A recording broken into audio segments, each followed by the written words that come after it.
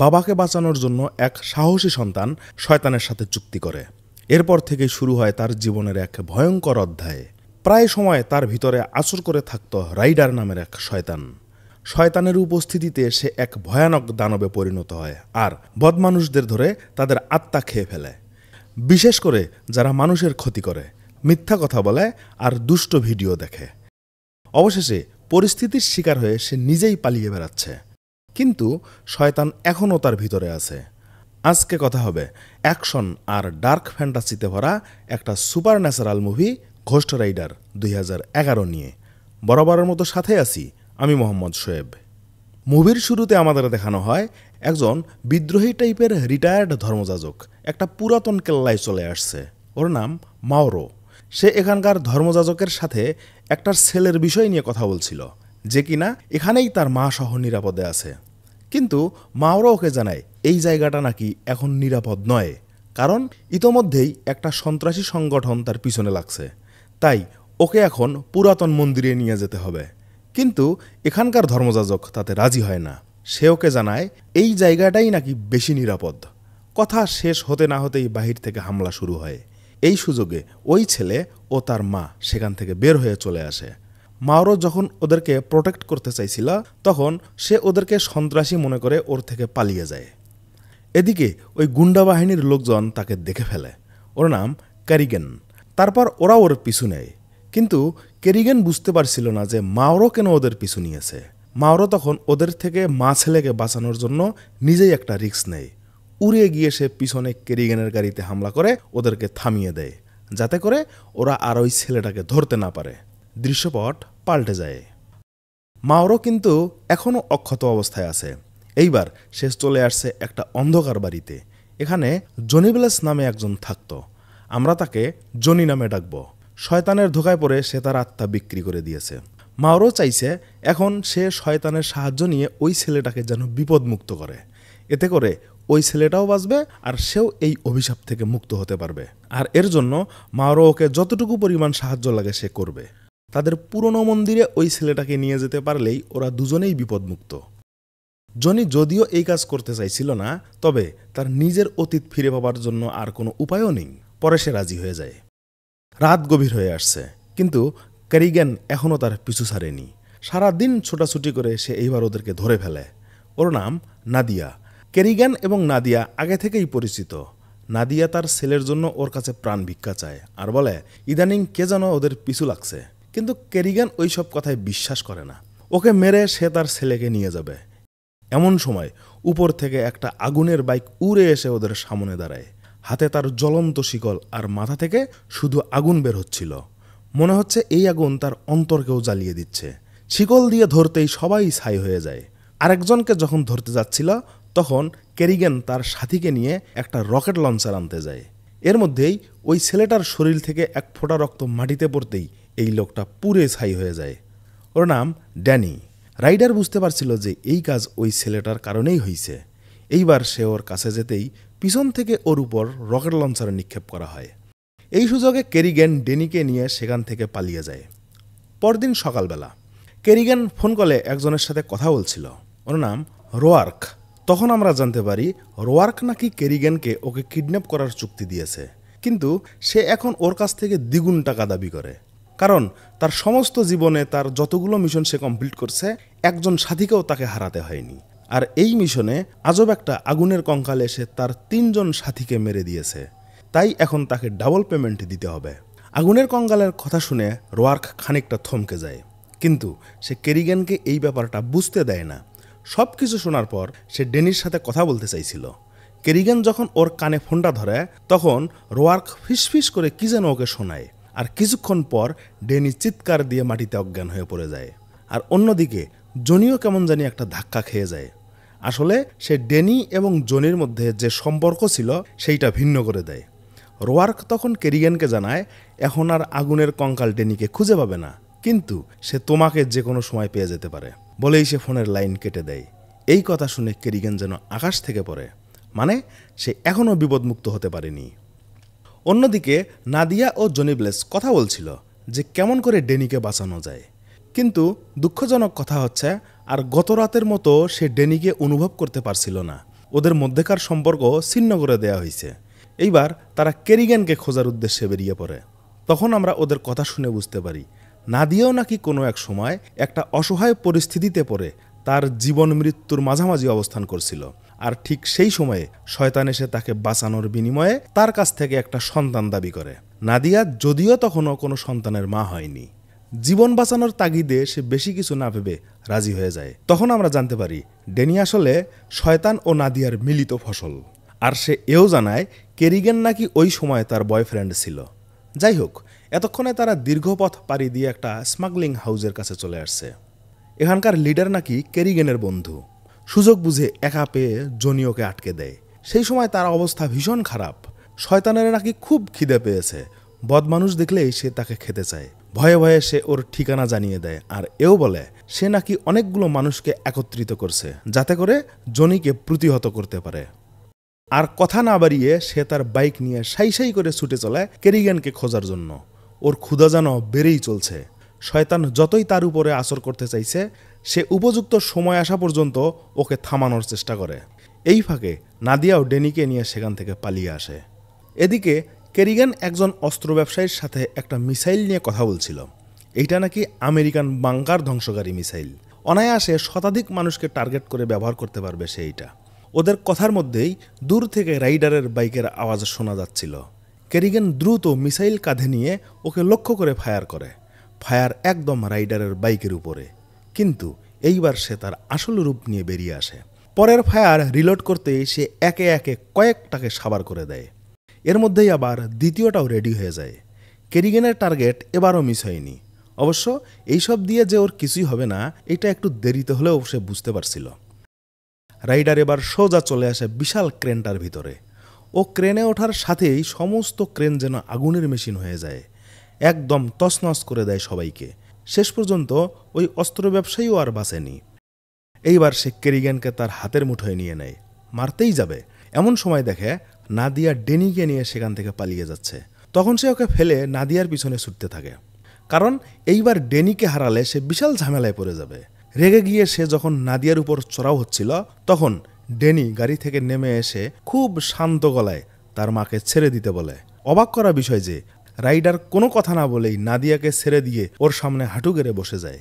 Johnny তার আসল রূপে ফিরে আসে। সে বিশ্বাসই করতে পারছিল না যে ড্যানির ভিতরে এত ক্ষমতা আছে। পরদিন ধ্বংসস্তূপ থেকে সবাইকে উদ্ধার করা হলেও কেরিগানকে কেউ বের করতে পারেনি। এইটা রোয়ার্কের একটা কূটকৌশল ছিল। কেরিগানের এমন অবস্থাতেও সে তার কাজের কথা নিয়ে ওর সাথে আলোচনা করছিল। তখন সে ওকে বাঁচানোর প্রতিশ্রুতি দেয়। আসলে রোয়ার্কই ছিল শয়তানের দেহধারী রূপ। শয়তান নাকি সুযোগ পেলেই যুগে যুগে এমন মানবের রূপ ধরে পৃথিবীতে ফিরে আসে আর মৃত্যুর সময় তার বিশ্বাস নষ্ট করে দিয়ে তাকে তার দলের অন্তর্ভুক্ত করে। এইবার সে কেরিগানের সাথেও একই ঘটনা ঘটায়। শয়তানের আসল চেহারা দেখতে কেমন হয়, ওর চেহারা দেখেও খানিকটা আন্দাজ করা যায়। সে কেরিগানকে এবার বিশেষ ক্ষমতা দিয়ে দেয়। যে কোনো ধরনের বস্তু হাতে নিতেই সে ওটাকে গলিয়ে দিতে পারত। প্রমাণস্বরূপ সে একজন ফায়ার সার্ভিসের কর্মীকে হাত দিয়ে ধরতেই সে কঙ্কালে পরিণত হয়। অবশ্য বাস্তব জীবনে যে যেমন, শয়তানও তাকে সেই ধরনের ক্ষমতাই দিয়ে থাকে। এদিকে ওরা সবাই এতক্ষণে একত্রিত হয়েছে। ওদের গন্তব্য এখন মাওরোর নিরাপদ মন্দির। সেখানে ড্যানিকে নির্দিষ্ট কয়েকটা দিন নিরাপদে রাখতে পারলেই বিপদ কেটে যাবে। বেশ লম্বা রাস্তা পাড়ি দিয়ে তারা সেখান থেকে ছুটতে থাকে। অন্যদিকে কেরিগানও ওদের পিছু নেয়। তখন আমরা দেখতে পাই তার হাতে সব কিছু গললেও পলিথিন কিন্তু কিছুই হয় না। মরুভূমির ভিতরে পাহাড় ঘেরা একটা নির্জন জায়গা। গেরুয়া কাপড়ের অনেকগুলো সন্ন্যাসীদের লিডার এই ভদ্রলোক। সে ওদের নিরাপত্তা নিশ্চিত করে মা ও ছেলেকে তাদের সাথে পাঠিয়ে ওরা দুজন একটা বিশেষ কাজের জন্য বাইরে চলে আসে। এখানে সন্ন্যাসীদের জন্য পবিত্র ওয়াইন উৎপাদন করা হয়। মাওরো আগে থেকেই জানত জনি ওর কাছে কিছু একটা লুকাচ্ছিল। সে ওর কাছে এসে তার জীবনের সবচেয়ে গোপন লুকানো সত্যটা জানতে চায়। উপায় না দেখে জনি তখন ওকে জানায় সে নাকি তার বাবার জন্য শয়তানের কাছে সাহায্য চায়নি, সে নিজের জন্যই শয়তানের কাছে নিজেকে তুলে দিয়েছিল। কিন্তু যাই করুক না কেন, সে কিন্তু তার বাবাকে যথেষ্ট ভালোবাসত।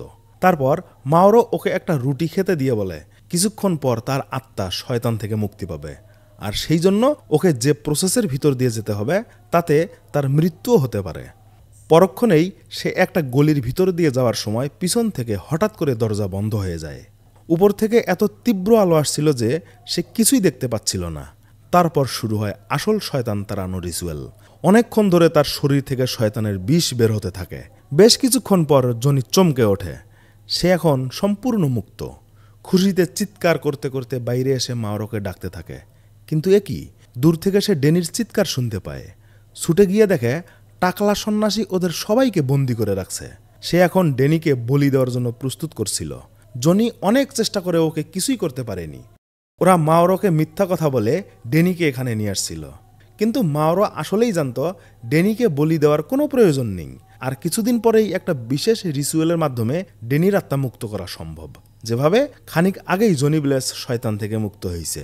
কিন্তু এই টাকলা প্রিস্ট তার কথায় বিশ্বাস না করে ওকে বলি দিতে প্রস্তুত হয়। বেদিতে শুইয়ে দিতে কোপ দিতে যাবে। এমন সময় চারদিক অন্ধকারে ঢেকে যায়। দূর থেকে শুধু শব্দ ভেসে আসছিল।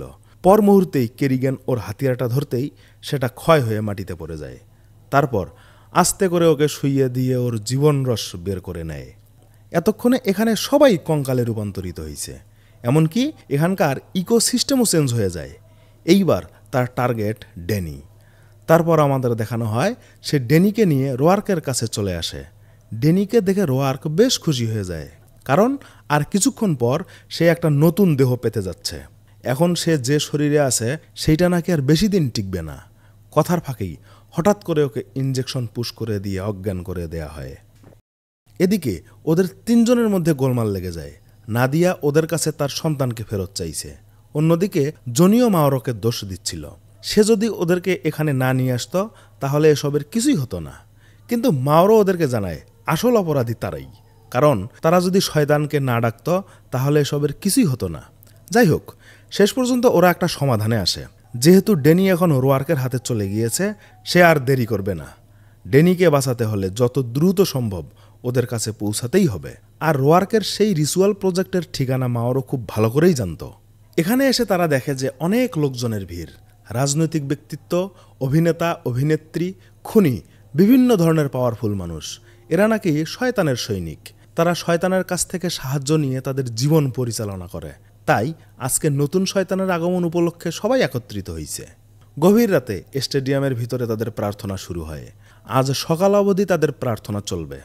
প্রার্থনা চলাকালীন সময়ে রোয়ার্কের ভিতর থেকে একটা ছায়া ডেনির দিকে যাচ্ছিল। এই প্রসেস শেষ হওয়া পর্যন্ত তাদের প্রার্থনা চালিয়েই যেতে হবে। এদিকে জনি ও মাওরো ভিতরে চলে আসছে। মাওরো তখন সেখানে এসে এক এক করে শয়তানের চেলাদের গুলি করে মারতে থাকে। আর স্রষ্টার কাছে এই কাজের জন্য মাপ চাইছিল, কারণ সে তো ধর্মগুরু। কিন্তু সে বেশিক্ষণ টিকতে পারেনি। এইবার সে কেরিগানের শিকার হতে যাচ্ছে। শেষ পর্যন্ত নিশ্চিত হার জেনেও মৃত্যুর আগ মুহূর্তে একটা লাথি মেরে সে মারা যায়।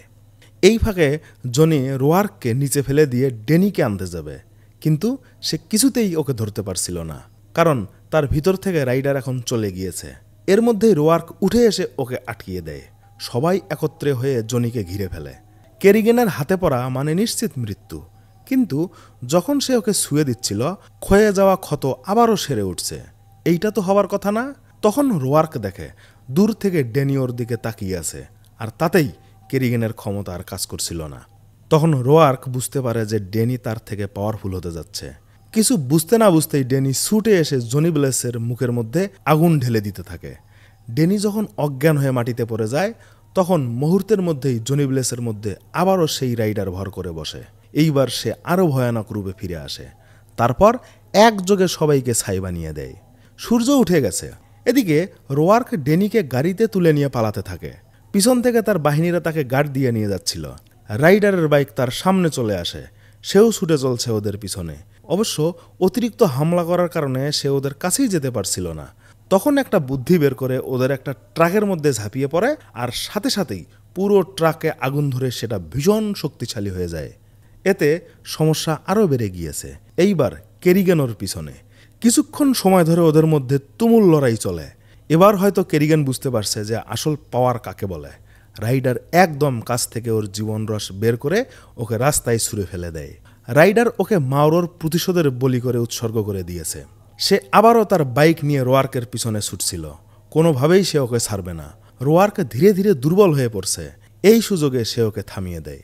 গাড়ি থেকে বের করতেই রোয়ার্ক ওকে জানায় সে নাকি জনির সাথে চুক্তি করে তার জীবনের সবচেয়ে বড় ভুল করছিল, আর সেই সাথে জনি তার শেকল দিয়ে ওকে শূন্যে ভাসিয়ে এক টানে মাটির নিচে গেড়ে দেয়। এক্কেবারে সে যেখান থেকে আসছিল সেখানেই ওকে পাঠানো হয়। তারপর ধীরে ধীরে জনির শরীর ঠান্ডা হয়ে আসে, সে এবার অন্য ধরনের ফিল পাচ্ছিল। মাওরো ওকে একসময় বলেছিল যে এই ঘটনার পর তার শরীরে ঈশ্বরের দূত চলে আসবে। ঠিক ঠিক তাই হয়েছে। সে তার শক্তি দিয়ে ড্যানিকে আবারও সুস্থ করে বাঁচিয়ে তোলে, আর নাদিয়াকে জানায় তার সন্তান এখন পুরোপুরি বিপদমুক্ত। তখন আমরা দেখতে পাই বাইকের লাল আগুন এখন নীল আগুনে রূপান্তরিত হয়েছে। ড্যানি বেঁচে গেলেও জনি ব্লেস কিন্তু এখনও রাইডার থেকে মুক্ত হতে পারেনি। আসলে আমাদের ভিতরের শয়তানকে তাড়ানোর জন্য আমাদের ইচ্ছাশক্তি এবং সৎ কাজ, এই দুইটা খুবই জরুরি। যাই হোক, ভিডিওটা ভালো লাগলে অবশ্যই একটা লাইক এবং সাবস্ক্রাইব করে পাশে থাকবেন। আল্লাহ হাফেজ।